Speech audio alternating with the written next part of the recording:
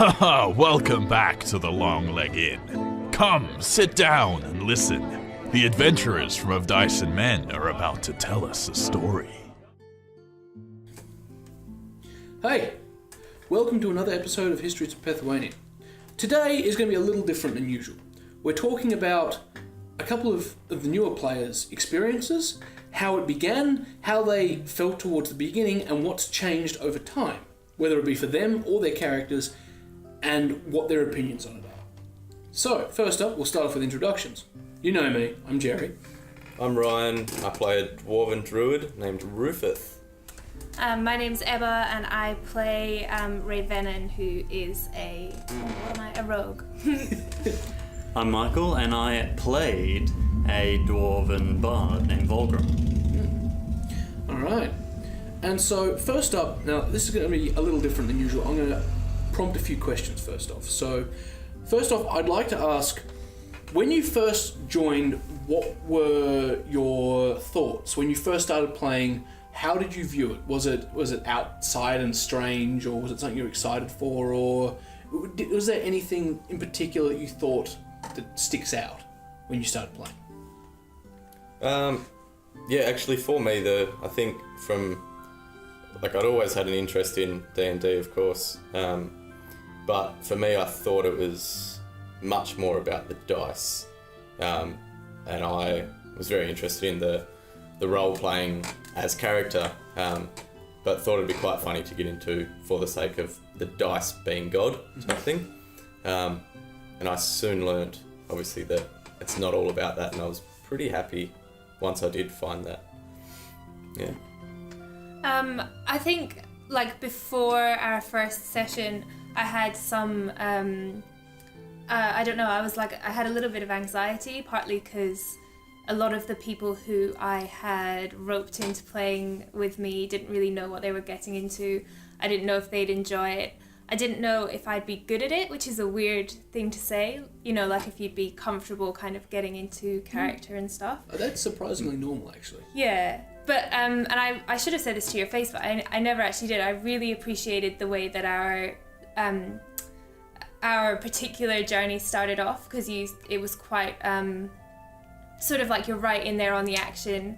A few of us were sort of separate from each other and couldn't talk, and it felt good to start that way because you didn't have to think too hard about, who am I, what am I doing, because you had such a structured situation set up for us that kind of I almost feel like my character just evolved out of most of the mistakes that I made, but yeah, and because of that I've got this cool character who I didn't have an idea of at the start. This crazy unpredictable person who makes a lot of mistakes just grew out of a cool situation that we were given, and we didn't have to think too much or worry too much about, it was really not stressful, which was really good way to start off. I'm glad. Yeah, I think my first big impression was probably about 3 minutes into our first game, which my previous sort of experience with sort of what I thought role-playing games had me on this idea that it was very railroaded, and essentially you follow a story that the DM has in mind, and effectively whether or not you get to the end is just, it's not a story that you develop, it's did you roll well, did you do what the DM wanted you to do. And the first thing where I went, wait a minute, could he do that? Was when our monk in the party, he requested a barrel of beer, or he bought a barrel of beer, and the NPC who was supposed to be, basically giving us our introduction and just basically seeing us off, accidentally stepped into the teleportation circle that we were getting sent off to the dwarven capital in. And he appeared, and that changed. It didn't change anything significant in the story, but it caused this sort of, this flourish that was in there that we didn't expect it. You didn't expect it. You sort of had to make that decision, but it turned out to be a very interesting story thing, and it's continued since then as it hasn't been a railroaded thing. We've develop the story as our characters, and it's not what I expected at first, but now I expect that. They're the best times. Yeah. There's, What just happened? Yeah, if the DM is confused, then you always know You're that winning. you're having a good time. Okay, so when you played through your first couple of sessions, there were obviously it would have been a bit of a shock to the system, learning all the new things, experiencing combat. Did you feel like did it draw on? Was it at a good pace, or is there anything in particular that you felt would have enhanced the experience or helped? Even not from just a me perspective, but from another player coming in. Yeah, someone else can go first on this one. Unfortunately, I don't really remember having any difficulty with it. This was when I first started. It was about 2 years ago, I think. Yeah, it'd be about that now. And I honestly don't remember having any significant difficulty. Anything that we had any, difficulty on that wasn't extremely important. You always had the books on hand to look at or anything like that. Nothing ever came up on hand that you weren't able to answer that was important. And or another player could sometimes bring something up. I've always thought pacing, like from your point of view, is really good. I think the times when it draws on, it's more like a party fault, and us being, I guess, very conflicted in what our next steps should be, which has happened quite a few times. But yeah, in terms of pacing of combat and the amount of combat as well, I always feel like it's been pretty well balanced. And yeah, I haven't had any complaints on from that perspective at all, I don't think. Yeah.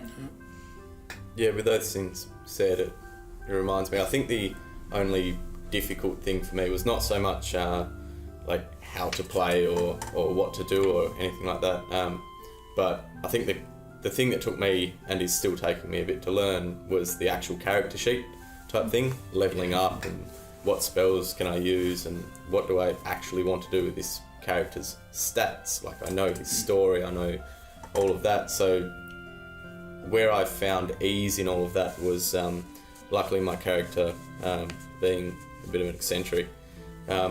When there was times where there'd be a stalemate with the party, what do we do? Good old Rufus could just be like, alright, I'm going to sit down now, and just sit down, and I'm just going to sit here until we're ready to move on. And then at that point, out of character, I could sit there and go through the books and blah blah blah, while the rest of the party were still trying to decide what to do and things like that. So I sort of learnt to overcome my original goodies by just using my character to help me get through that. Yeah, that's good. Actually, I do think I remember one distinct thing that was early on. I didn't really know how to investigate a lot of things early on, and that ended up, I felt like you'd sort of, and you had, but not in a bad way, just sort of let us go free with one of the parts early in the game, which ended up in us causing a catastrophe that created a fantastic story, but which I felt a little bit like I should have had my hand held more, but I'm glad in retrospect that you didn't. That I wasn't sure what to do at the time, I wasn't sure where to find the information on what to do. Yeah. And what we ended up doing was terrible, but hilarious. From in retrospect, yeah. That exact thing reminds me of the time Rufus threw a javelin at the back of a guard who was probably 10 levels higher than us. Yeah. This was slightly more dramatic than that. We can probably talk about that later, but mention it now if you want. We encountered what we sort of learned as we went along was effectively the opposite of the Tree of Life, a Tree of Death, which is, I think, was a sapling of the Tree of Life, something. We never really got to the end of that because we destroyed it by accident. We got into a transmutation platform at some point in the back of it. There was, a tiny little sapling representing its consciousness or something that we probably should have listened to. A lot of other clues along the way. But in the end, we used the transmutation circle a number of times. I sort of stepped out after a bit, but the others were pretty insistent, and ended up basically given very clear indications that if we keep using this, it's going to destabilize. If we keep using this, it's going to cause problems. If we keep using this, oh, it's collapsing. Can we keep using this? I'm pretty sure someone wanted to try it one last time as it was collapsing. Yeah. So that actually impacted quite a bit, because while that was gone, a death didn't function in the normal way. The Reapers, as they were, have to actually personally go to each dead person and collect them. But because there were so many dead people and not enough Reapers, because normally what happens is when you die, you become essentially like a seed. Your soul kind of sits at your body and slowly leaves off to the afterlife. But once the tree is gone, there is no seed creation. There's nothing to take you there. So you had to get individually taken by a Reaper, or in some cases death himself. And there wasn't enough to go around. So there'd be cases of certain people dying, not actually dying. They'd be dropping on the ground, they'd be in half, and they'd be like, oh. This is awkward. Yeah. Which caused a few ripple effects throughout other campaigns that were currently happening. In addition to, obviously, the one that they were in. But time heals some wounds. And eventually, through another party's actions, what they'd done was more or less fixed indirectly, which is both a good and a bad thing in the way it happened. But at the same time, with these different things that you've spoken of, obviously you guys in the Tree of Death, you guys in the boat, and how that all came to end, and then the thing that followed with the almost getting arrested. Oh no, we got arrested. Yeah, wow. And we all went to court, which was great. And I think, yeah, what you said about kind of wanting to be handheld in the beginning, but then being glad that you hadn't been. A lot of times, it's felt like our parties ended up in like near catastrophe, and you're like, oh god, why were we even allowed to do this? Someone should have warned us. But often the best playtimes come out of that, like the most entertaining, the most unexpected, the most tragic. for you as well. Yeah, sometimes the most tragic. Are you sure? Yeah. Yeah. Yep. And now, like, one of the big things I'd like to ask is, obviously it's all very daunting when you first start. Like, you look at the papers, there's a plethora of numbers and words that make no sense. There's 30 books on a shelf, another 30 printed ones, all with information about it. And even when you get told, don't worry, you just have to worry about this book that is 350 pages long. Yeah. It's very overwhelming at first. How did you find picking it up was? Did you, on a scale of 1 being you still don't understand it to this day, to 10 being you have a perfect grasp on it, if you have a perfect grasp on it, let me know how, because I still don't. How do you think you are now compared to what you were there? Yeah, so to start with, it was obviously a bit like, Jerry, I need to find my spells again. Where are they? And definitely looking at that now, I can jump straight to the spells thanks to simply bookmarking pages is a big one to just have written down on your notes where to jump to. So navigating, at least the player's handbook, has become simple now. And starting to roll through like the spell compendium and the monster manual, obviously quite important being a druid, sort of knowing what I may be able to handle and things like that. But yeah, it was definitely quite difficult navigating through all of that. Luckily you can sort of just go, oh, here, bang, there you go. But being able to take that away from you, so you don't need to worry about it while you can help others with other things and things like that, definitely creates a faster flow in the gameplay. Obviously the first couple of sessions you'd walk about 100 meters down the road, and that'd take 3 hours, and you're like, oh yeah, nice. But now we actually managed to travel half a continent in 2 sessions and things like that. Speak for yourself. That's without teleportation. Yeah. And you guys get access to that soon. Yeah. Or at least one of you will. Someone does.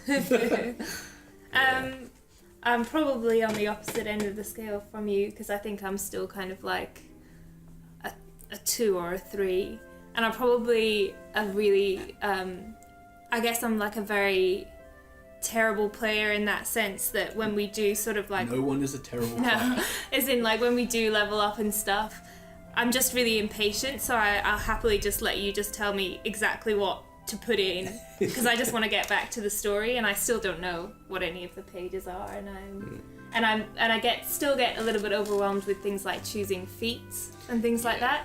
I'm just like, I have no idea. It's okay, you get 2 of them.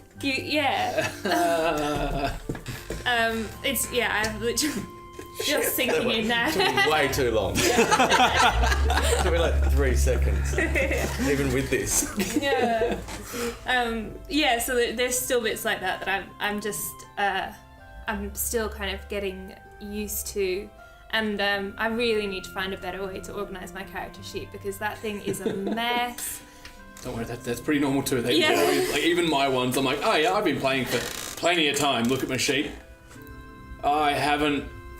Oh, that's right. It was in my notes. Pulled out 9 pieces of blank paper. Oh god, yeah. I'm the same with the notes as well. It's like, well, where did I write this bit of crucial information down? Yeah, I think I write so much, especially in G's campaign, that it's like, hold up, I just need to find out this person's name. Flick, flick, flick, flick, flick, flick, flick. This was 3 sessions ago. I think importantly there, for you and anyone else who struggles with that, is Tim in our world, in Jerry's world, obviously has the notebook, and I have sort of followed from that is to have your notebook or whatever, and each piece of paper or page that you use has a different title, whether it be spells to learn or spells or items, places, friends and foe, things like that, just so you can go, oh, who's this person, friends and foe, bang, it's there. Yes, you're going to have 7 pieces of paper or a whole book full of pages that you're writing in, but if you make sure to just write your notes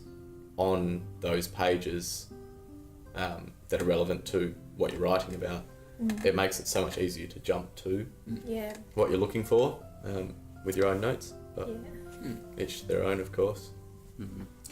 I think when I first started, I had the vaguest idea of, what to do. I'd attempted in college to read through the whole 2nd edition Player's Handbook.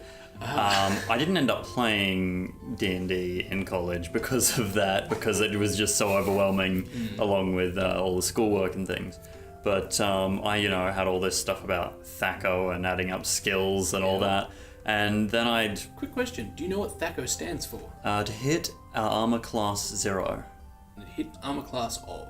I'm pretty sure it's 0. Really? Like I went and checked the Damn, now I look second... stupid on camera. Aha! Delete. Cut that. Edit. Continue. I fooled you. I'm an 11. But no, I think I had a small amount of knowledge from that, and from the I think 1 session of Pathfinder I'd played at some point.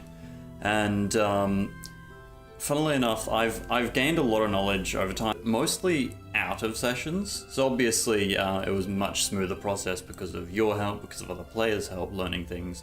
But because of trying to make my own campaign setting, making characters like Thava, who it's Jerry, let me graft constructs to myself. Going, where's the magic of Eberron? Just clawing through all of your books.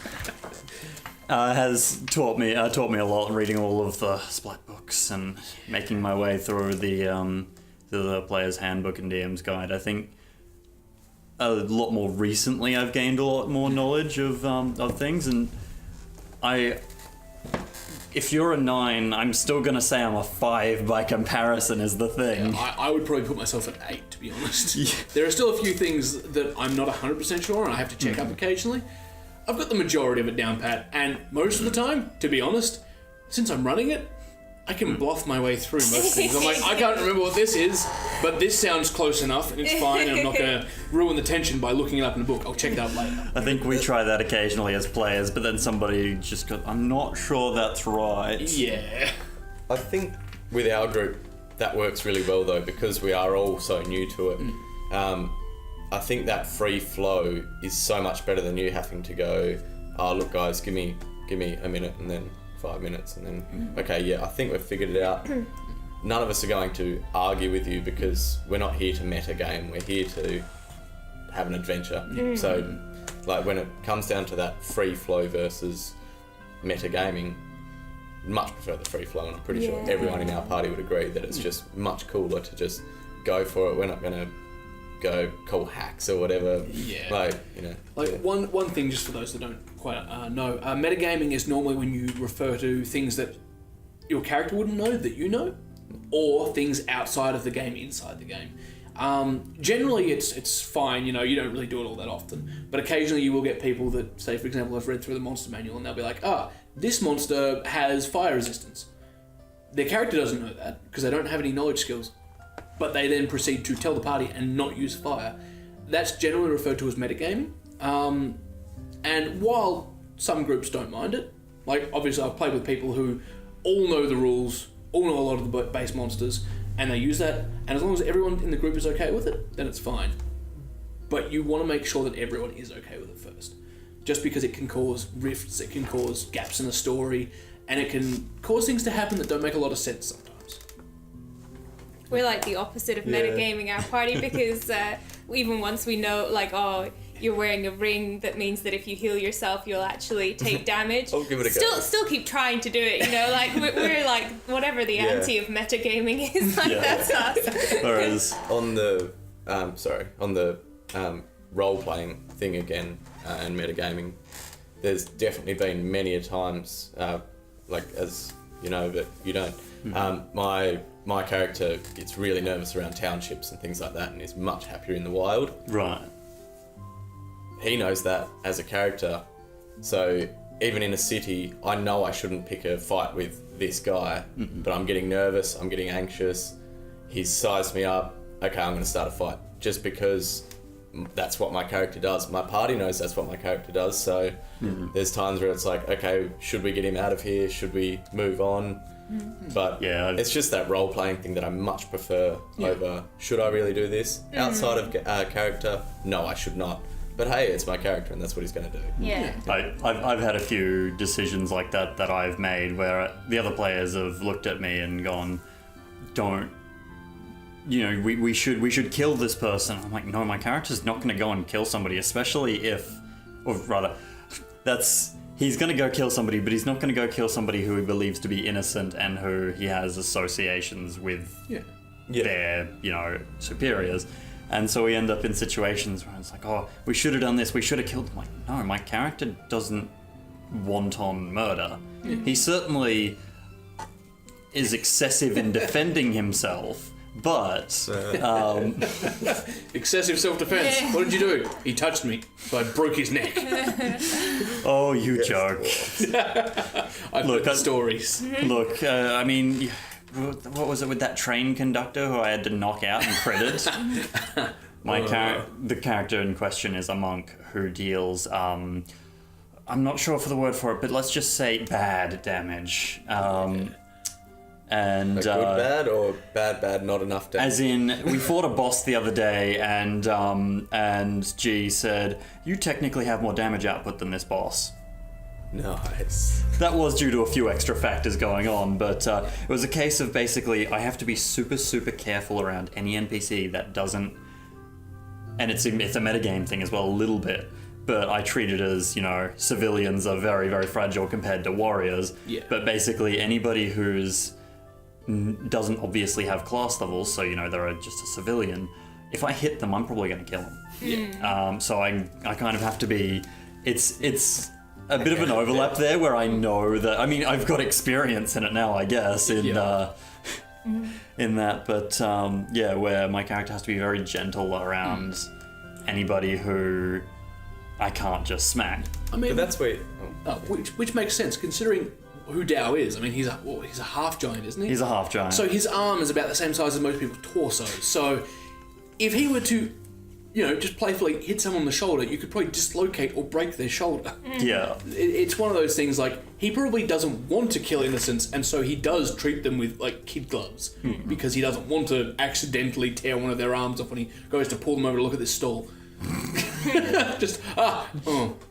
High Whoops. five. Oh wait. Oh no. I'm sorry. Like you were saying there before, though, as far as the learning curve goes of wanting to pull yourself away from metagaming, because obviously you learn a couple of things and you want to read up a bit about your class and your race and things like that. So you start to learn their things, but yes, that is metagaming. But you draw yourself away from that if you want to by having your character learn those things. Like, you know, for example, Ray Venon was a very hot-headed is very hot-headed. She makes Still some alive. great decisions. But I don't know what you're she's talking learned about. from those things as a character, not just metagame is, okay, if I run in and charge them first before the tanky dwarves get in before me, I'm going to die. Or I'm going to get severely injured. And after she got brutalised a couple of times, she kind of went, okay, I'm going to run the flanks and let the dwarves and the half-orc and things like that in first. And then she goes and slices the enemy out. She learned that as a character as well as... Yeah. Or with a quicker, more direct approach, if your character has knowledges, if you know something and it's reasonable that your character might know it, but not certain, you could absolutely do a roll and say, basically, I know this, but can my character know it if I roll high enough? Yeah, and we should just talk to the DM and you can go back and forth. And like, for example, I'm running a character in a game at the moment that has Knowledge Arcana. He's got, like, I think 19 ranks in it. And so we came across a magical beast and I was like, I know what this is, but he doesn't. So I'm like, mind if I roll a knowledge check? If I get high enough, then he knows as well. And he's like, yeah, sure. So I rolled. I got like a 33, and he's like, yes, you know what a displacer beast is. You know what it does, how it functions. So both me and the character knew what it was, and we could react it. But this is actually one small thing. Branching off from this, a lot of people online that I've seen have done, whether it be small reviews of D&D or experiences or problem characters, was how people often use my character would do this as an excuse to do things that negatively impact the party. Yeah.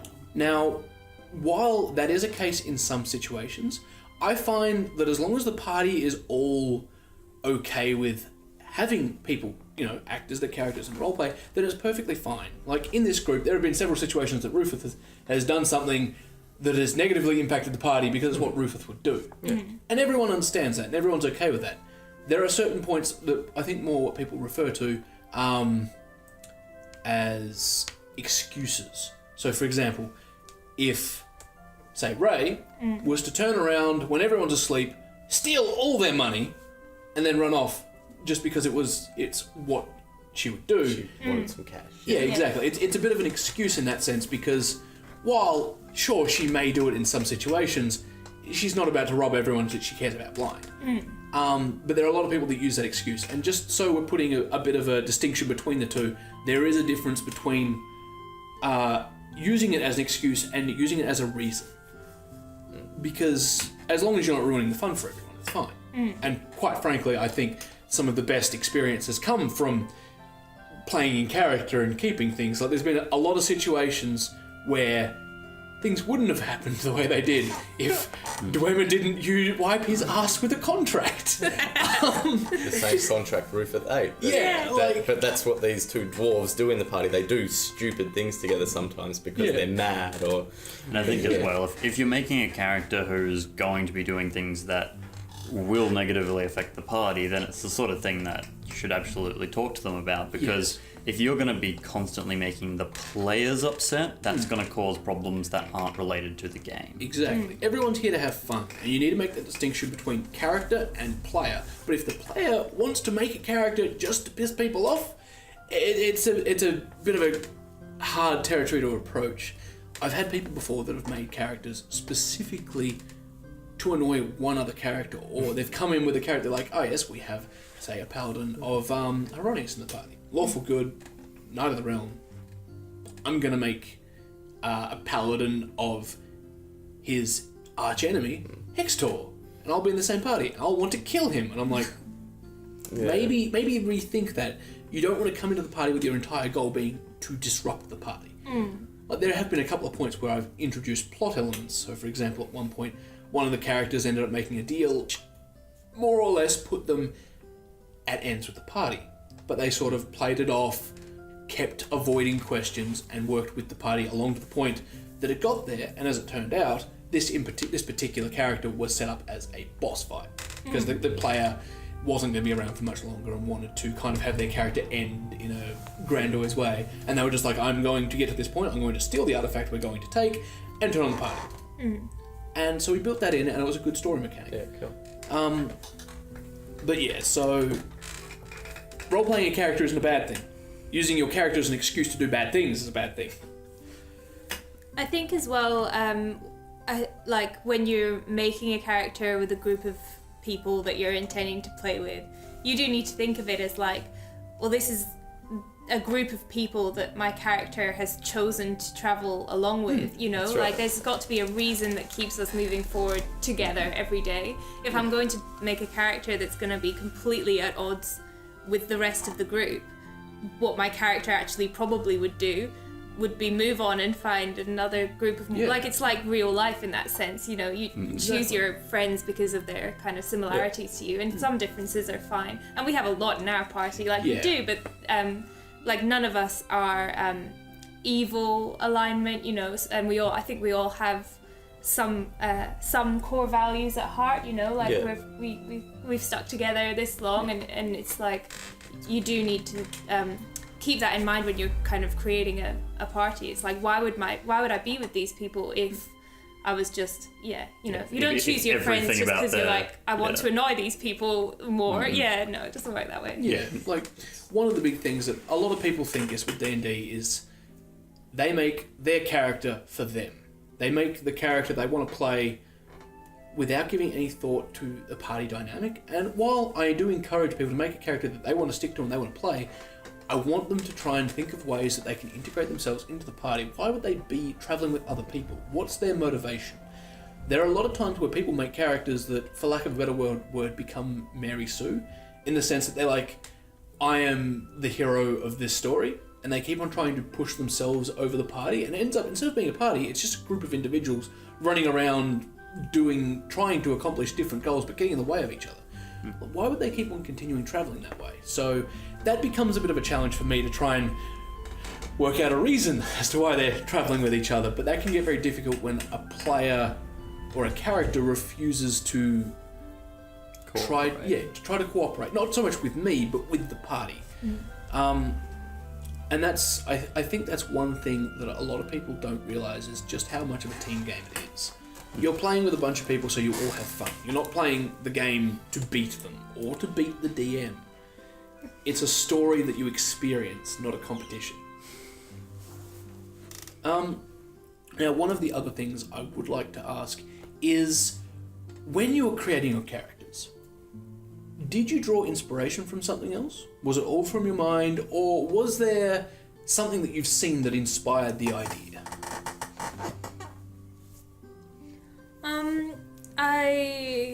I think it was definitely a mixture. Like, I didn't take Ray from any like movie or anything like that at all. I just knew that, like, I liked rogues. I picked something that the people I was playing with didn't pick for difference, and I had some, because you do the quiz at the start that helps you kind of figure out some things, and I guess some core things about her came from that, like the fact that she's intensely claustrophobic and which messes things up a lot, but actually a lot of the character of Ray has come from just playing the game. Like, she's definitely, I've gotten a bigger sense of her just from the decisions that I've made as a player and how they've actually ended up turning out, which is often not how I expected. And from that, she's definitely, she's become this, like, hot-headed person who makes terrible decisions sometimes, and you know, and I've come to accept her and love her for all her flaws. But I definitely say 90% of her came out of playing. Like, And your fellowship, whatever your grand goal in life is, or whatever, the other characters around you know that you mean well and know that you are important to whatever they're trying to achieve, which for Rufus' character is not much, but basically, you know, we've got the sorcerer who does have a big thing she wants to achieve in life, and that's to find someone or other.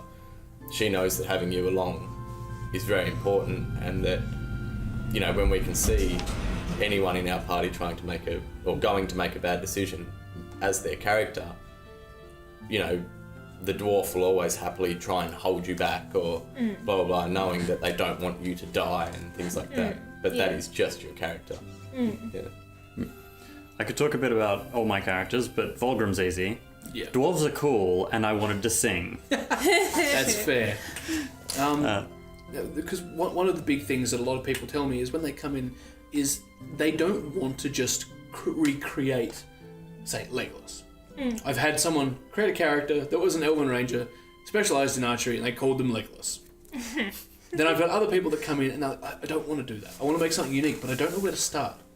So, for someone creating a new character, what would you, if you had any advice to give on character creation, what would you tell them in particular? What helped you in the process of building the character to begin with before you understood the rules? If you are just starting out and it's your first character, make someone that is different enough from you that you're playing a character, but similar enough to you that that's not difficult. Like I think for both of us, our characters have definite similarities to who we are as people. Especially Rufus. He has, he loves nature, loves animals, all these things which are like not hard for you to portray. But you also gave him something that was really different to you as a person, which was a pronounced lisp, and that makes it easy for you to find yourself in character. So easy to drop into character because I just start throwing the lisp in, and I do that for probably 80-90% of my sessions anyway. Is I'm in character because it makes it so much easier, and that's for new players as well. That if you can find a point of difference from your yes, Rufus is a dwarf, which is not something I'd usually do, but I thought, why not a dwarf druid? But having that nature side and summoning animals as his main power and shaping into animals and things like that, and healing and all of that, basically that's the me part of it. But then being able to drop into character for any new player is so important, whether it be my lisp that is very obvious to everyone, or whether it be another thing he also does is he rarely calls the rest of the party by name, but rather, if I'm speaking to Dwemer, the other dwarf, the fighter, rather than, I'll call him Dwemer because it's a dwarven respect, but for the sorcerer maybe,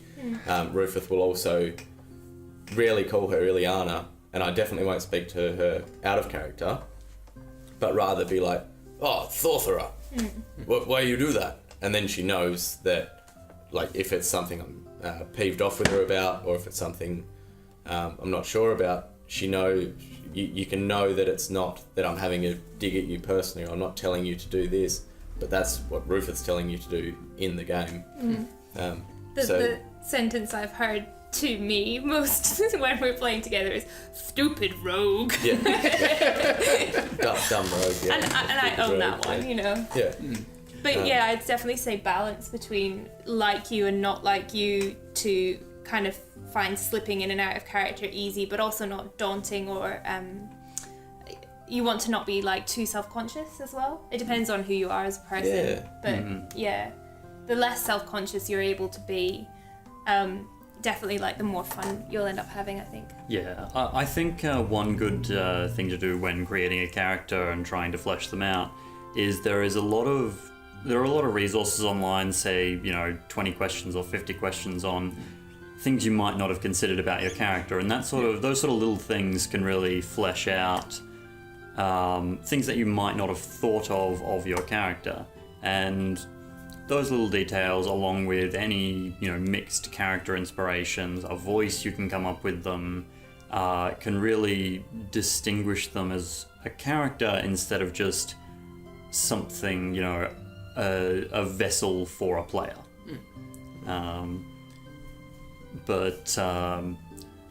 You know, I haven't considered that properly with all my characters, but as I've played them, they've fleshed out. But beforehand, you can really aid in that development through considering things about your character, considering things that are not just this is their class, this is their race, this is where they're from. You know, like what's their relationship with their parents? What, you know, do they follow any religions outside of being a cleric or whatever? Obviously, it might be a bit odd. That could be an interesting character decision. You're a cleric, but you're also kind of, you know, you're a cleric of Fistandor, but you're also kind of into Shorai. Yeah, well, I mean, that would make interesting developments, if nothing else. But more to the point being, you know, little aspects of the character that don't reflect any mechanics are always good story elements.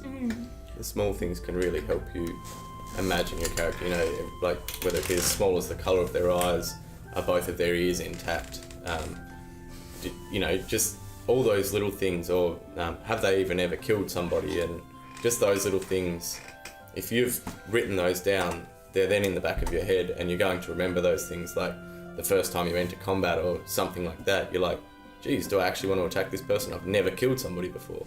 Just things like that can really, like, and you know, like as Rufus, I'm still creating backstory, a lot of it not so much to affect the game that's happening right now, so it's not a metagame, but things so the DM can then go, oh yeah, we can throw that into Rufus' future, or he may revisit his past or whatever. Yeah, I think you've got to try not to be too afraid of rushing their backstory, and you don't want it to be an encyclopedia either, but just a bit of a timeline can really help with why they're here and things like that, where they want to go, as well as, you know, the small features and things like that. The timelines have been a big one for me to really know why Rufus here. You know, he's basically here to, you know, he's decided, yeah, I like these guys after bumping into them on the ship. What do I do for a living? I'm basically a survival guide for people. Usually I get paid for it. These guys are alright, so Rufus will Bear Grylls. hang around. Yeah. Bear Grylls. He's got a bear as well. My character had a bear. Grylls bear. Had. Anyway. I had a wolf one. That was... Still the most I mean, emotional. the reason he had a bear is because he ended up being turned into a large half-orc who was too big for a horse. So I had to spend quite a bit of money going, what kind of... I can get a bear. Yeah, nice. Now that is one other thing I'd like to mention, was there are a lot of people who refer to D&D as a game. There are a lot of people that refer to it as a story. If you had to say which one you feel it resembles the most, at least in your experience, would you say it is a game or a story, and why? It's a lifestyle. It's an investment. Yeah. No, I think the thing about D&D is that it is most definitely a game, but it would be nothing without the story. You can't effectively separate the two. D&D without a strong story would be rolling some dice and hitting some goblins. So I think it's a little bit, not unfair, but a little bit incorrect to say that it's one or the other. I'd go the opposite. I'd say it's a story that would be nothing without the game, because otherwise you'd kind of be like, oh yeah, so I kill this person and this is what happens, rather than having that chance of what's the world gonna do? Yeah, of course. I meant more to the point that they're inseparable. You can't just say that it's just a game. I mean, you could just say it's just a story with some dice. Yeah. But you definitely couldn't say it's just a game without anything else going on.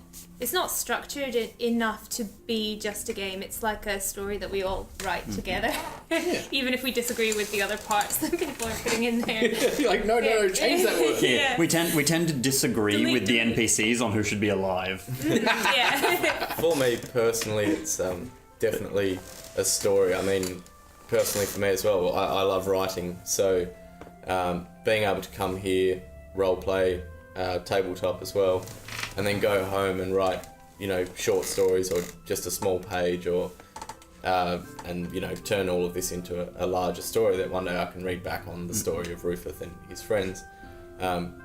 So for me, I could definitely play 90% just story mode, but it's always fun to have a bit of combat. Whereas I can imagine there's other parties out there who go, hey look, we just want to fight on the tabletop all the time with a little bit of story until we reach that next fight. I have an important question. Is his name Rufus and he just has a lisp, or...? If you were to write his name down, you would have to write Rufus, because he wasn't named by anybody. Right. He was named by himself. Yeah. He doesn't know how to write either. He can't write or read. So I'm getting the impression that he's a barbarian. No, he's a druid. Oh, druid, of course. So grew up. Apparently, around I have animals. fantastic memory. So technically his name is Rufus, but where he got that from, who knows? And anybody else with that name would probably be Rufus, yes, but not technically. We don't call him Rufus because the only time we've ever had his name said to us has been from Rufus, so we just go with Rufus. Fair. Yeah. Now, obviously, to the question I asked, there is no right or wrong answer. Everyone sees it differently, and everyone plays it differently. No, you're going to adjust our prices and things based off what we answered to that. Wrong. Bing. It's like that. Yeah, it's definitely not a black or white thing. It's so so ingrained in both parts are in. I would never want to just do it just as combat and dice, because I think that would be a totally different thing. But if it was just a story on its own, it's not. It's gonna be just what we It's a want book. to happen. But Yeah, exactly. I have also heard that, I don't know for sure, but there would be parties out there who actually never even hit the tabletop. Yeah. Am I right? Yeah. Cool. 'Cause I've definitely heard of it where it's just all in the imagination. Yes, you roll and, there's that goblin in front of you, blah, blah, blah, but you don't see any of it on the tabletop at all. You basically sit around in a circle and play. Yeah. So, you can get both of those ends of the spectrum. Plus where we sit or where you sit or he sits, and obviously everyone's different with how they want to approach D&D. Now, another thing I'd like to ask is, with Pethuania, it's obviously something that I've worked on for a long time and I'm very familiar with, but when you guys first entered it, you can also comment for Valion as well, since that's what you're currently playing, was it overwhelming to be hit with all of this information? What were your thoughts when you first entered the world? You guys were on a boat, so you were kind of separated, but once you reached Aubrey and everything started to open up, what was your first few thoughts in regards to that? It was beautiful, actually. Like I said, I find it very easy to slip into my character. So for him, yes, there's the whole, we can look at the map outside of game, but try not to do that as much as possible until, of course, I bought a map of the world as we know it, as it was written on this map. But I just found it great because that's why I'm here, is to explore, adventure. I personally see no reason to be overwhelmed, because it's exactly like living on your own planet. I don't know about it. Why on earth would I be overwhelmed by that? The fact that, so yeah, for me it's just beautiful that I can walk through, have no idea, whereas you know these places, and but for us, or in character, it's just a matter of walk and see what you come across type thing. Yeah. It was the way that we were introduced into the world helped with that, because we were in such an I think the world for us has been opening up in degrees. So we were in a very enclosed space on the ship, and we had several characters were in different spots on the ship, and we had kind of, some people knew exactly the layout of the ship because they'd been going through it, and some people didn't, and we kind of had a visual to help us with that as well. And then by the end of that session, we'd taken the ship over, and then next session we arrive in Aubrey and have to say that it's our ship, and arrive at the docks. So yeah, it's all kind of, it's been it's been done in such a controlled way. It was never like, oh, you're slap bang in the middle of a huge city, what do you want to do? That was never kind of the Just play go. style Yeah. we set up. Yeah, so it kind of it unfolded in a nice slow way, and we went on our first big quest quite a few sessions in, and that was, and you know, if you do look at the map, it's like literally we've gone like this far, you know, in a map that's this big, over the course of like 3 or 4 sessions. So it has been a nice slow kind of introduction, and I'm sure we'll go to other continents and stuff eventually, but at the moment it's been pretty satisfying with just our little 1 inch of map. Yeah. Yeah. Well, I think with the introduction of Volgrim's party, we did have, we started off, and I cannot remember where we started off because we were there for all of 5 minutes. Because we were in media, and we were, it could be assumed that we knew things about that place. But we were then teleported into the dwarven capital, of which I cannot remember the name. Ithrock. Hithrock, that's right. And we learned about Hithrock as we were there. My character could potentially have known things about it, but we sort of decided that he was born there but did not spend a lot of time there. But we learned about the locations we were at, where we went, and it wasn't paced awkwardly. We didn't walk in and you went, here's Hithrock, and nothing else. And we didn't walk in and you went, here's Hithrock. Their main exports are wheat and cotton. Lava! You paced things. You gave us what we needed to know. You gave us what we asked to know about. And we learned about it from there. Then, once we continued the journey, we headed our way to Konjok. And in Hithrock, we asked about Konjok. We learned what we could about it. In our journey, we sort of, anybody we encountered, we asked information on that. And when we got to Konjok, we had a bit of information, a little bit of knowledge under our belts before we got there, and then learned more about it as we went. So we didn't have to. So for a city that was much more sprawling and complex, we had a bit more time to understand it. And we didn't have any, big, massive pieces of information that we should have known that we weren't familiar with. And I think I've actually forgotten specifically what I'm trying to say here, what the question was, but I like where this is going. Yeah. But no, we never had any issues with the amount of information that was being provided to us, I think. It was always, we learned what we wanted to know, and what we needed to know. And there was never an instance of, I don't know anything about this, and it's reasonable that I should know about this. And if there was, we would have just asked you, and there was never a flood of information. I never felt like I had to write 600 notes about the economy of Konjok. I mean, I was writing all the... That was probably a mistake. Okay. So you've all been playing for a while. You guys have been playing for a few months now, and you've been playing on and off for a couple of years. Yeah. If you had to pick one moment that was your favourite moment, what would it be? I'll give you a couple of moments to think about it, because there's a few. It could be good, it could be bad, it could be emotionally traumatizing, it could be stupidly hilarious.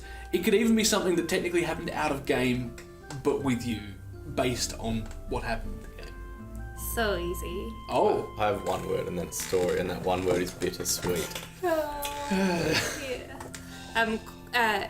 That was an amazing moment as well, but mine was definitely going to be being in court. It was so good. It was so bizarre. Like, not bizarre, it made total sense for the story, but it was not what... It was only a few sessions in, so it wasn't what I was, like, expecting to happen, to immediately just arrive at a town and be arrested, but it was done really well. We all did it, like, almost completely in character. It was hilarious. Yeah. It was, I don't know, it was just a really good time. It's really well done, the Yeah. way, you got G in. He knew nothing about what had happened, so therefore he was a perfect judge. Impartial. Like, he wasn't there. And, Yeah. that I'll was get really you to cool. tell the story. How did you end up in court? Oh, well, look. I stole a necklace. Not a loaf of bread? Not a loaf of bread. I stole a necklace and then decided to pretend that I hadn't stolen it and dress up and go back to the merchant, who immediately knew that it was me, and then called the guards, and Rufus panicked and threw a javelin at one of them. This was after Dwemer, the other dwarf, like tried to knock one out and then got himself knocked out or something. No, yeah, that was before. The javelin was the initiating. Was it? Okay. Yeah. And Dwemer was like, oh no, I'm way too sensible for this. I'm going to run off and do something else and be really sensible. And then basically Coward. managed to get one hit and ended up in jail, in court the same day as us on unrelated matters that the judge quickly found out were He'd very never run related. away from anything like that again, though. He's No. so committed to his god now, which is great. Yeah. Richter Ross. I was about to say, is it Richter Oz? Yeah. Yeah, and so we all end up in court side by side with Dwemer, slightly separate from us, with a very sort of world-weary judge, just kind of like, I could tell he just wanted to be like, what the heck have you guys been up to? Like, what just is G. this? Yeah, I think it was partly our fault too. But yeah, what came out of it was Who just... do these people think they are? Yeah. Like, you don't even know each other, and you're working together to try and storm guards in a huge city. You've been Yeah. here for less than a day. Yeah. What are you doing? Been here for 2 hours and you've already made so many enemies. No, it was...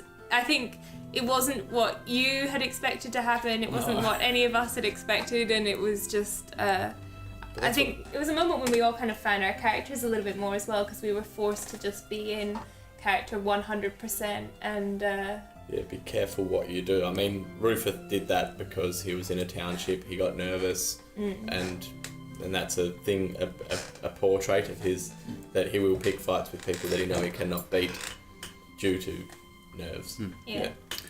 I think one of the most significant things, this was... I really cannot pick a favourite moment. There's so many things that have happened, but I think one that really shook me to the core was when we were in Konjok. Before we got to Konjok, we encountered, I believe it was a huge troll. He might have been a troll. Oh, yeah. Yeah, I can't remember his name, but we encountered this huge troll who basically hired us, or basically said, I'm going to give you 10,000, or maybe it was 20,000 gold pieces if you find this guy. I think he specified he was an assassin, and take him out of the city for me to deal with him.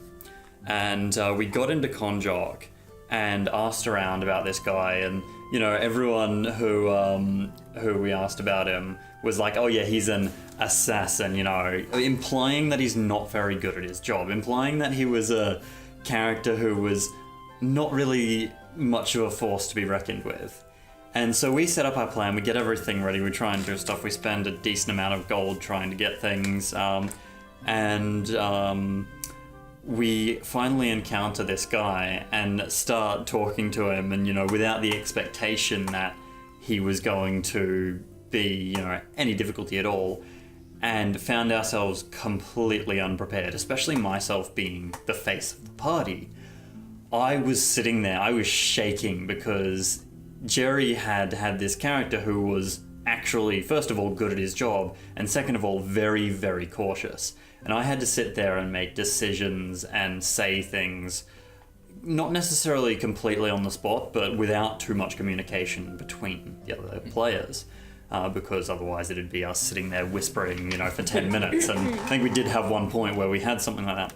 And it ended up basically being a case of, we finally convinced him after this nerve-wracking conversation, got him outside of the city, and had to stall him because we didn't have his money. I think we were hiring him to kill a god as well. I think we basically said, we'll hire you to kill this orc we encountered at one point, who he researched and told us, yeah, that's like a god. That's an orc god. And I'm demanding some like 50,000. I think it was only like 5 or 10,000. It was a tribal chieftain that was purveying himself as a deity. Ah, that's right. Yeah, but as far as we could tell was, he was pretending to be a god.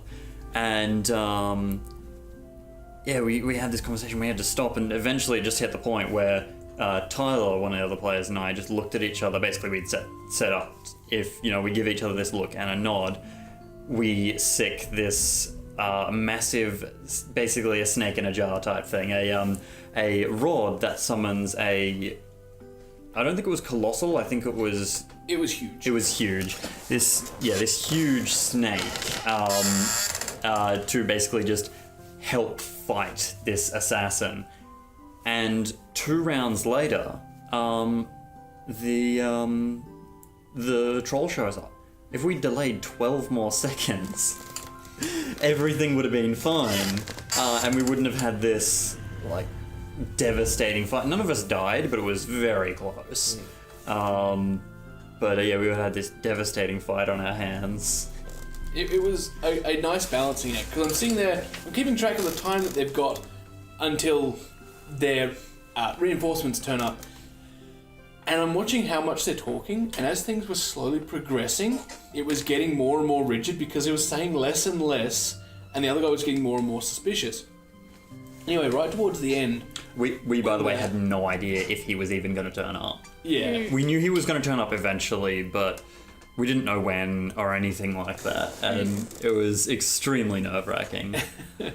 And so when they released the snake and started fighting, now this isn't something I looked at it and I'm like, they can survive a little bit of time against them if they try to fight them. Like, it's not something that I intended to be a full combat encounter. Mm-hmm. They were, you guys were about level 4 or 5 at this point. Yeah. And these guys you were dealing with were between level 10 and 14. So quite a big gap. And so when it devolved to combat, I'm like, well, they've got the snake, so that'll help keep things together for a little bit, and it did. It managed to draw their attention for a bit, because a huge snake will draw their attention away from a couple of people. But after the second round, I looked at them, and I'm just like, you start to hear tremors, and the looks on your faces, honestly, at that point, it went from dread to hope. Yeah, it was just that change. Yeah. Yes, then I still can't remember his name. It was like Grugdug or something like that. Grubdub.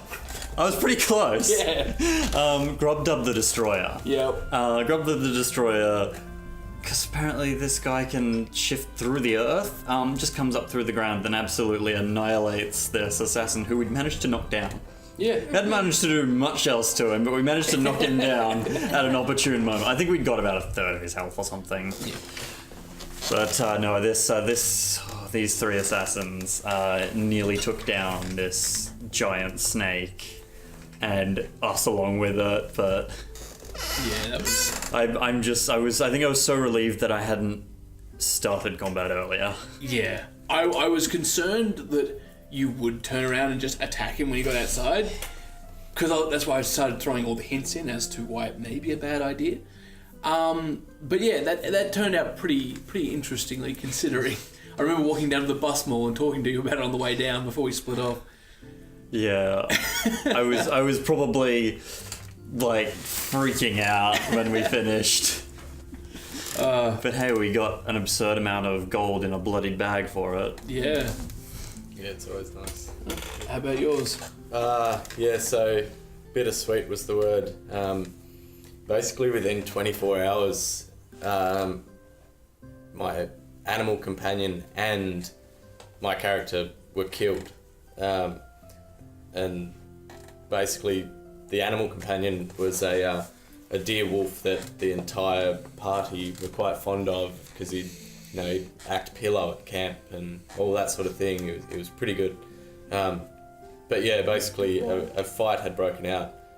Again, in character, Rufus has a terrible memory, and so do I. So I can't actually remember who we were fighting. The first one was with in the cathedral, with the undead sirens and the organ master. Yeah. So basically, big fight breaking out. Borith, which you would assume would be Boris, was the wolf, / the name of an animal companion of Rufus.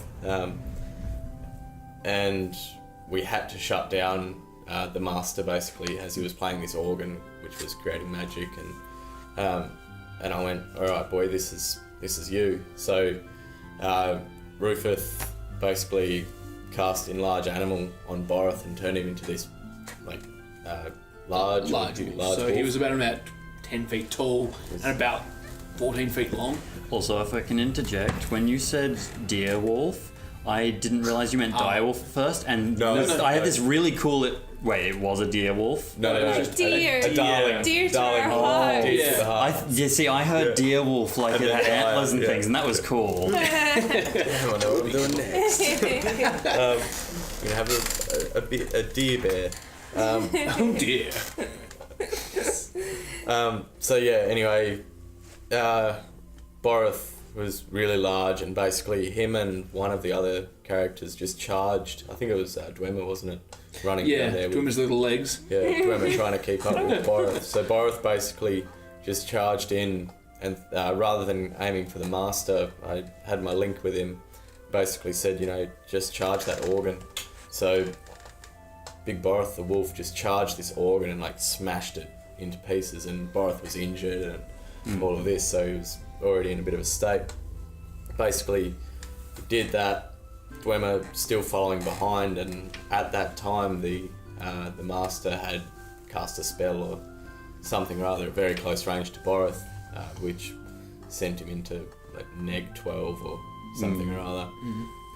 So Boroth was lying there for a while, and anyway Dwemer came in and just like hacked this guy to pieces, just came in and just like smashed him through anger after seeing what like this great cleave with his axe and whatnot, and just gave this guy a hammering while these guys were finishing off the rest of the minions. And then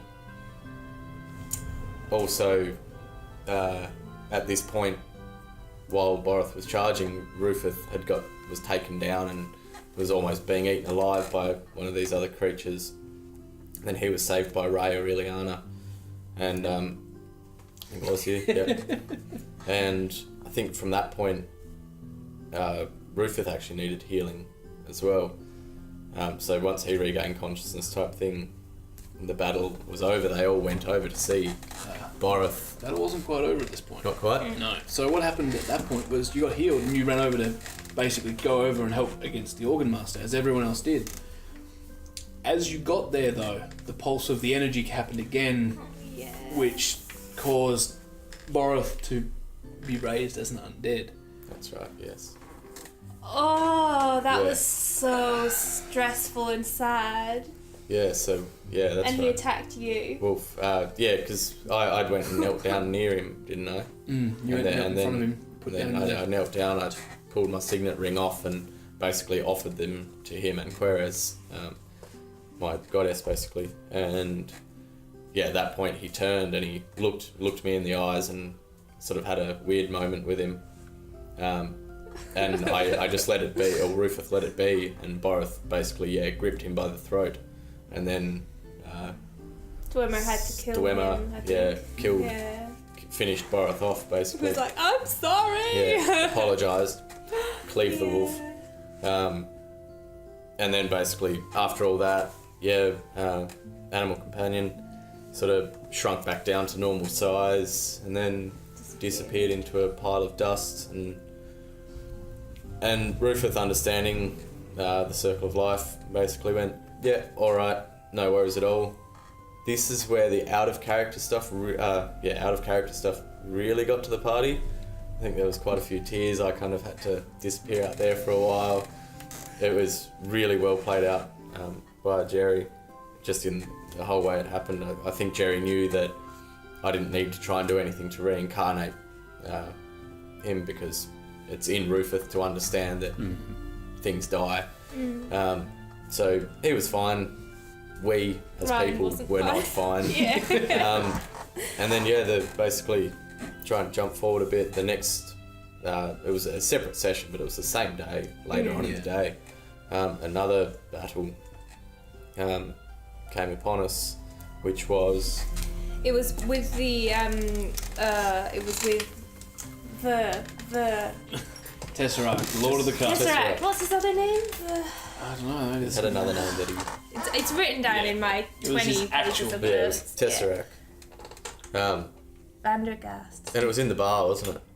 Yes, it was in the bar. So yeah, we were in a bar in a bit of a mansion thing, and In this, can I just say for context, we were in like what would probably be the world's smallest looking whiskey bar. Yep. You know, really cute little. with like five or six of us, one of him and his two mates initially. And Rufus thinks that the best way to deal with this would be to turn into a monster about the size of the room that we're in. Yeah. Yeah. Yeah. So tiny little bar, wood, all of that sort of business. Nice old bar. It was quite a fancy little bar, wasn't it? Yeah. Basically, think the bar from The Shining, but a little bigger. And so anyway, this had carried on, and Rufus, being a very loyal once he's in his zone, knew that something needed to be done because the Tesseract was standing in the doorway to the bar while he was sending his minions into fight, and things were starting to look pretty sour. So again, it's not a natural area, so Rufus, in character, totally sort of began to freak out, knew something needed to be done. So he basically, the aspect of The Earth Hunter. Earth Hunter. So little 4 foot tall Rufus decided he would morph into a bullet, which is basically a giant land shark, right? It's basically a metal and stone land shark. They normally stand around about 18 feet tall, about 16 feet long, and like 12 feet wide. I think we fought some of those in G's sessions recently. They're fun. Big, badass thing. But yeah, in such a small room. Tiny room. I basically sent all of my friends flying as I just bulged out into this huge thing. Smashed everything around me. Basically went, yep, that's it.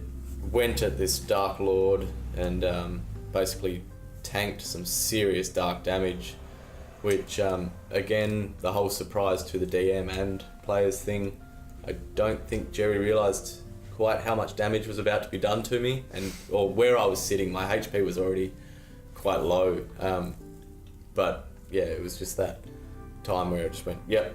So anyway, A couple of crits, wasn't it? It wasn't a crit, it was just the ability. It was just the fact that you failed to save, and it just... Yeah. So this dark energy just ran through Rufus, which is like anything undead or dark is totally opposite to Rufus. So I swear it hurt him more just because of that. But emotional damage. Yeah. So that struck him, and everyone sort of watched this giant bullet just like collapse to the ground, and it all kept happening. Nothing could really be done because there was still this fight going on. At this moment, Ray as a character who was standing nearest to you, having like tried to heal you, I think. Now, it is important to say that once this happened, Rufus did turn back into normal Rufus. Yeah. It was no longer a giant land shark. Yeah, basically. And I think it was once they realised that Rufus had shrunk back down to normal dwarf, it was kind of like, oh crap, what's happened here? Like, he ain't breathing and he's bleeding. Yeah. But yeah, and then I got a message from you, and it was just like Ray notices, or do a spot check, and then Ray notices like this green light emerging from Rufus' mouth, and I was like, oh my god, it's his life energy! Close his mouth! Can I close his mouth? And I did that, which didn't change anything, but it was just me freaking out. Yeah, well, we thought it might have been doing something. Yeah. So you came over and sort of closed my mouth, and eyes. some heads were sort of starting to turn while the fight was still going on, and anyway, the battle kept raging on because we needed to clean this place up. So I think it was only really you that were preoccupied with trying to I was the only one that revive me. noticed because I was near you. Yeah. The other ones were currently preoccupied trying to deal with a wraith. Yes. Yeah. And then, 30 seconds later maybe, in sort of real time, like combat the time. The next round, so 6 seconds later. Yeah. Basically like a little flower started to spring up out of the floorboards, and then another and some more basically started to grow like a weedy patch, but not weeds. Beautiful little flowers and plants and whatnot growing up and started coming out of Rufus, and then Your beard turned into my beard vines, started to turn into vines, and basically it was starting to look like all that prayer to Querez may have been paying off, because Rufus loves her so dearly, and yeah, basically eventually some vines started to grow under Rufus and sprung him up off the ground a few feet, and then turned him and basically sat him in like a viney throne, and then he opened his eyes and they were like vibrant fluoro glowing green, and everyone was sort of like, hold on, like everything kind of just stopped for a moment, like just that brief second, like whoa, and then basically Rufus like just started growing like vines out of his hands, and then some more vines started growing up, and it was from a few hours earlier. Basically, Boris had returned as a vine wolf. I started crying. Yeah, It was getting pretty heavy. Yeah. Anyway, the other guys were in a bit of trouble at this point, until I sort of went, well, all right, this is the wrath of nature about to happen. So I was like, rightio then. Actually, all the vines were sort of growing around everyone else as well, and they were starting to feel a bit more invigorated and healed, and basically I had a couple of spells left, and I went, all right, I'll cast lightning, which is like a few strikes of lightning. And anyway, so I did that, and all of a sudden these giant bolts of lightning were coming through the roof, just like smashing the enemy. And Yeah. You were like, do I need to roll for damage? And Jerry was like, nah, I got this. Like, lightning from everywhere. Yeah. And then I was sort of lost at this point, and it came around to my turn in combat again, and it's like, I don't know what to do. And Jerry was like, well, what do you want to do? And I was like, I don't know, use these vines and just go AWOL, like nuts with them. Sure, no worries at all, roll damage. It's like insta hits and whatnot. Yeah. And basically just started destroying this dark amulet and whatnot with the vines, and basically the others were starting to charge towards, and as they ran past me and things like that, they were healing. And there was actually a point earlier on before this where Dwemer was about to charge forward, and he was nearly down, he was blood everywhere and things like that. And it was just as I was getting risen from the ground, actually, that Dwemer, the other dwarf, probably Rufus' best friend in the group, was about to charge forward in anger, and Rufus, like, that's right, a vine grabbed the back of Dwemer's armour, and he turned, and I was like, wait, or something or other, and Rufus put his hand on Dwemer's head and just fully healed him, and then he went in, and that's when all this like crazy stuff started happening, the lightning, the vines, and basically ended up crushing Tesseract through this reincarnation, divine intervention.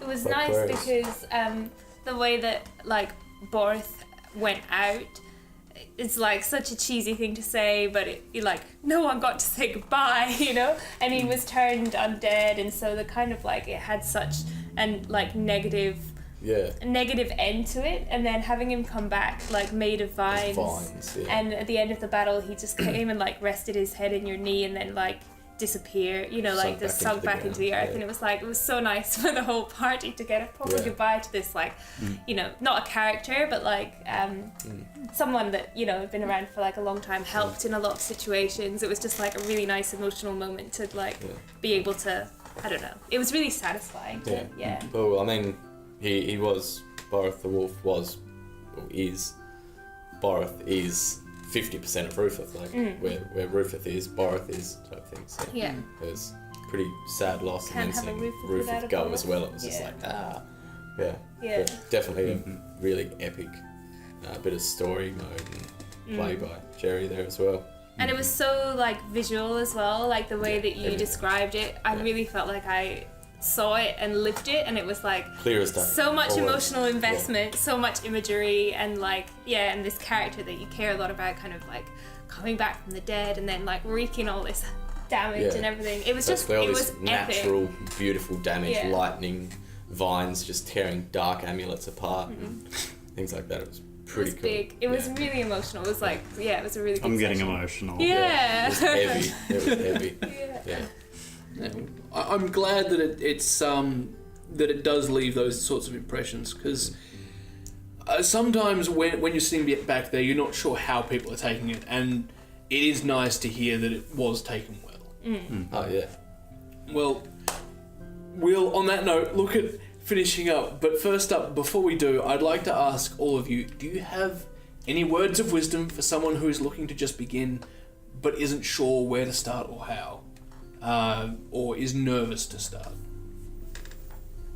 Find somebody who knows how to play, because it's a lot easier and a lot nicer to have somebody teach you than to learn from the book. Yeah. Obviously that's not available for everyone, but I mean, we've got Jerry. Hi. Yeah. Alright, now give me my $50 for plugging in. I must left my underpants. On that same note is even not necessarily going to a DM that knows how to play, but well, obviously you want that. But even if you've just got a friend who has played, you know, 10 years ago, at least they know the fundamentals. Just having someone to go with who might want to play again someday. Yeah, it is a bit unfortunate because not everyone has access to that, but I do remember reading the books for second ed back when I tried to do it in college, and it was so much of a slog. It would have been great had I gone through it, but it's so much easier to learn than it is to be taught it than it is to learn from yourself. Yeah. But I mean, there's, even if you don't want to go to necessarily like a paid service like this, there's I mean, we're in Hobart, so I would assume it's the same for everywhere in Australia, because Hobart's a small version. Yeah, there's a lot of like hobby places you can go to. Yeah, stuff like that. like Area 52 for us, like they do, just turn up and play just to kind of get the feel for it. I'd say that maybe find like a group of like-minded people who are keen as well, and take them along with you. But I think there are resources for learning that don't mean you have to buy a book and spend the next 10 years of your life like reading it. Yeah, That's what I did. I would avoid. Well, yeah, and you're still here, so I can't put you off too much. Yeah. No, well, I still don't have a solid grip on everything. Yeah. There's a lot more books now. Started off with 3. Wow. Yeah, I think mine. You can't even keep it to one edition. Outside of the actual gameplay is to have a lot of fun creating a character, and don't expect that you need to have everything about them done by your first session or anything like that, but just have a lot of fun with your character. Think of parts of you, or in saying that, parts that are definitely not you, like create a character that is completely opposite to what you are or your beliefs or whatever, because you can slip into that quite easy, I guess. But to be imaginative, take characters from games and movies you like, and just take small aspects of them if you have to. Like if you're stuck, just pick things from things you like that you really like about other characters. And while the rules are a fantastic guideline, they are not as important as the fun. Exactly. If you're doing everything by the book and you're not having fun, that's a lot worse than doing things almost not at all by the book but having a lot of fun. Exactly. Like the rules, even in the book, specify they are guidelines. They're there to help you grasp the concept and understand how things work, and then if you want to adapt it to a way you feel comfortable that everyone enjoys. I've done this a lot with my own world. I've made a lot of quality of life changes to 3.5 just to help sort of bring it into line so you don't have as much of a power gap between classes. There'll always be a small amount, but I'm trying to lessen it so everyone feels equally powerful at the later levels and things like that. And so there's a few things that we swapped around to simply improve the experience of playing certain classes. But even before you get to that point where you have studied the rules enough to be able to change things without not knowing what you're doing, you can even, if you don't know the rules well enough beforehand, you can rule how things work by how they potentially should work. So if you don't know the exact, details of a spell, like for example, if you want Cure Light Wounds, and Cure Light Wounds is an easy spell, but for example, because it's the first thing that came to mind, instead of going, until you learn it better, not going, oh, it does this much healing plus this much per level, you could just go, all right, I'm going to let it heal 25% of your health, and later on we'll work out exactly how that works. Yeah. Obviously, it's good to keep things consistent, but when you're learning, if you have no other resources among other players, there are sort of a lot of those decisions and things that you can probably make those before you've got a solid knowledge, because, and it did happen to me in college as well, where I didn't play because I was too concerned about the rules as opposed to playing a game with rules. Yeah. So playing a game where the rules are an aid as opposed to an obstacle. They're there to support the fun rather than inhibit it. Yeah. Obviously, the rules do provide a lot of good structure though, because if you don't want lots of rules, then what you want is a role play. You can't build a house without foundations. Well, yeah, but if you want no rules, then you can just role play instead of playing D&D. Yeah. Do you guys have any final words before we finish up? I guess I kind of said it earlier, but embrace your character as like a whole entity. They're not going to be perfect. They're going to do stupid things, make mistakes, and like things that your character will regret doing. Will happen, and it's fine. Like it is kind of like life in that sense that you definitely take the ups with the downs. There are some really difficult moments, like we discussed, and it's kind of what makes it a complete and satisfying game. So yeah, don't expect everything to be perfect, don't expect everything to go your way, and you'll have a good time. And go for it, definitely. No regrets. When you walk into that room, into the dungeon, as a person, just enter the character. Like, just create a little trait that you can act out, whether it be Rufus Lisp or your character always frowns or something like that. If you can just do that, it's so much easier to be in character if you can just follow that one little guideline. And obviously for Rufus it was super easy, but you could easily just, as soon as you walk in, put your frown on, and that's your character. And people, it's just easier to slip in. Yeah. And every time you do it gets easier. It does. Yeah. So if you start with something small, like, oh, you always frown because your character is always like a bit grumpy, so many things more will come out of that, and they'll kind of form a complete personality around you. Yeah. I've probably said enough, but have fun, take notes, learn from your experiences is all I can really. All right. And just trust your DM. Let them. Not always. Don't always. I learned. Trust Jerry. Is what I'm saying. Trust Jerry. Like trusting Jerry is how we ended up with that story I mentioned before. If you're really green to the game, don't sit there and go, oh, that doesn't make sense though, or why should that happen? Because like that wouldn't happen in real life or anything. Just, your DM, a good DM is the one you want to be going to, so you should be trusting them. But just let them play the story out. Don't worry about what they're rolling on the die and things like that. Just suspend disbelief as well. Yeah. Don't worry about it. It's 60 damage. Don't worry about it. It's fine. We're level 1. I'm a wizard. I have 4 hit points. Not anymore, you don't.